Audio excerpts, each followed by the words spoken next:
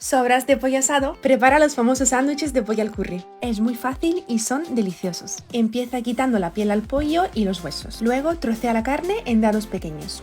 Sofríelos en una sartén con un poco de aceite de oliva. Añade el curry y remueve bien. Finalmente el queso crema y deja cocinar 5 minutos. Ponlo en un plato en un tupper y a enfriar en la nevera. Pan de molde. Quítale la corteza y guárdala para hacer unos picatostes y empieza a rellenar los sándwiches. Corta en dos y listo.